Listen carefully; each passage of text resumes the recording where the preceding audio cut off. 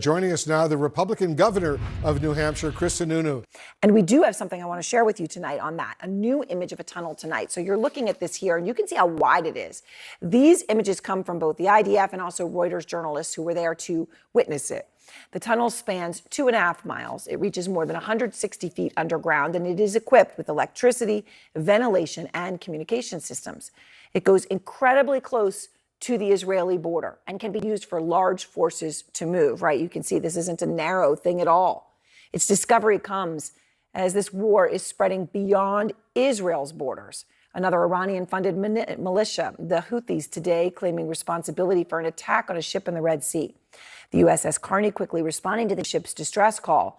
But over the past 2 months, Houthi forces have been involved in a number of attacks along the Red Sea. Actual hijacking, drones, missile attacks on commercial ships. And all this is adding up now to a lot of ships rerouting, taking longer to get where they're going to go, skipping the Suez Canal. These attacks are taking a toll on the whole world because 90% of the world's commerce moves by ship, 10% through the Suez Canal every day. Never mind things like oil and liquefied natural gas going through that passageway every second. Today, oil and natural gas prices spiking after British Petroleum said it would stop all shipments through the Red Sea because of these strikes.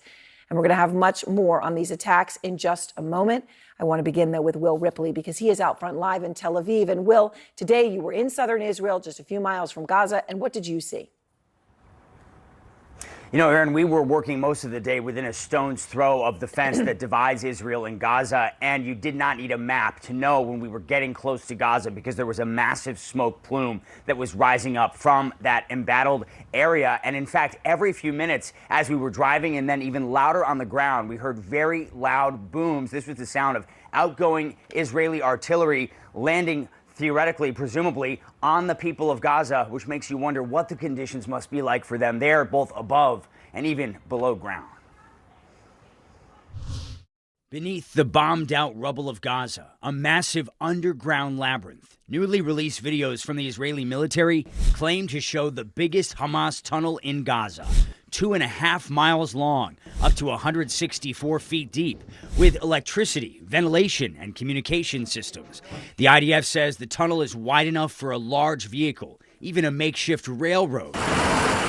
CNN cannot independently verify these videos, claiming to show what the IDF calls Hamas's strategic infrastructure, hundreds of terror tunnel shafts throughout the Gaza Strip. The IDF on a mission to locate and destroy dozens of attack tunnel routes. Hamas made the unverified claim of building more than 300 miles of tunnels under Gaza, tunnels for smuggling goods, launching attacks, storing rockets and ammunition. And Israel says Hamas command centers hidden beneath homes. Under this child's cot, not the baby's cot, we see a tunnel that was used for terror by Hamas. For 3 Israeli men held hostage in Gaza, a sign of desperation to the end. A white sheet and a plea for help, scrawled in Hebrew with leftover food. It reads, "Help, 3 hostages," a message either missed or ignored by Israeli soldiers, who shot them down from a distance, all 3 shirtless, waving a white cloth. The men holed up in a building in the embattled Shijaya neighborhood of Gaza City. It's not clear if the hostages were abandoned or managed to escape before the fatal confrontation. The IDF admits the killings broke their rules of engagement, adding pressure on Israeli Prime Minister Benjamin Netanyahu to secure the release of around 129 remaining hostages amid growing international calls for a ceasefire, a truce Israel says would only strengthen Hamas. As everyday people suffer on the streets of Gaza, social media images show crowds climbing on aid trucks, a sign of growing desperation amid a mounting humanitarian crisis as the number of dead in Gaza approaches a staggering new milestone of 20,000. That number just gives you chills, and yet that is the reality in Gaza right now, and also the reality, these new serious questions, Aaron, about how the IDF is operating on the ground. The fact that these 3 Israeli hostages came out shirtless, waving a white cloth. 2 of them were shot instantly, but yet the 3rd, who went back, sought shelter, then came out again, waving a white cloth, and was shot and killed before the forces realized that he was in fact Israeli. you wonder what is happening to the countless civilians who are dying in Gaza, some of them face to face with the Israeli forces that are on the ground there, Aaron. Yes, we do. All right. Thank you very much, Will Ripley in Tel Aviv. Out front now, Daphne Richmond Barak. She's an expert on Hamas tunnels and the author of Underground Warfare, also an assistant professor at Israel's Reichman University. And I really appreciate your taking the time, Professor. So when you look at the passageways of the tunnels, now we're looking at them much wider than the tunnels we've seen before. You can see a lot of people walking through together as opposed to that very narrow pathway of the other images that we've seen, even wide enough for vehicles. The IDF says even wide enough for a railroad, electricity, ventilation, communication, all of this. I mean, you spent a decade of your life studying tunnels like this entire system. What do you see here?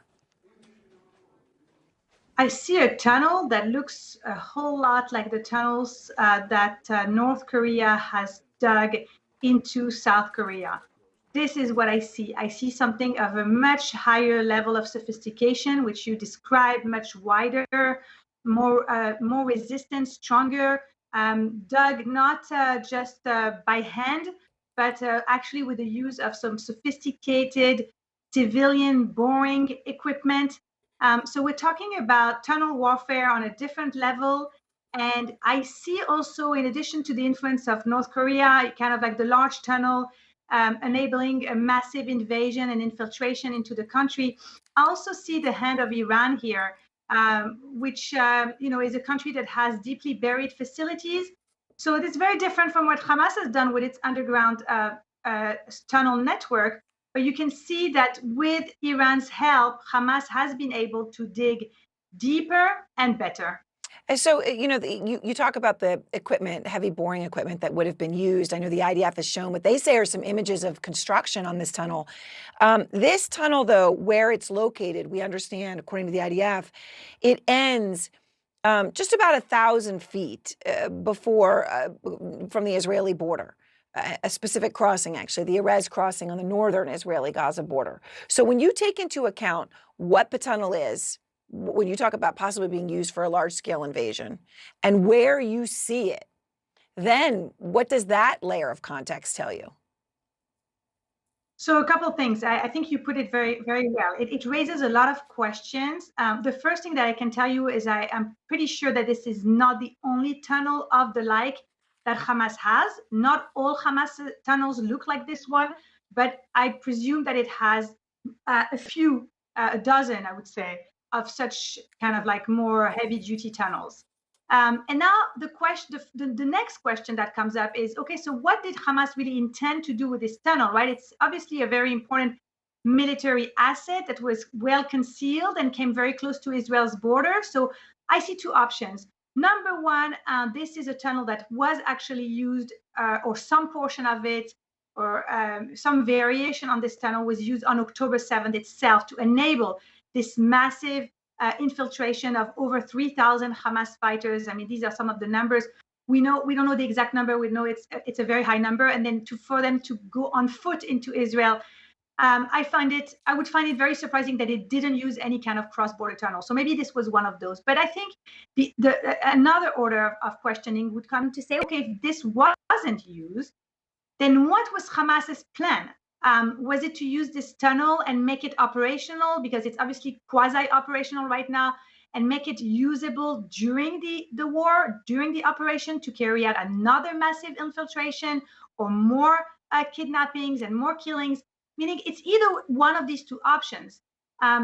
Because of exactly what you said, the fact that it's coming so close to Israel's border, I see these two scenarios.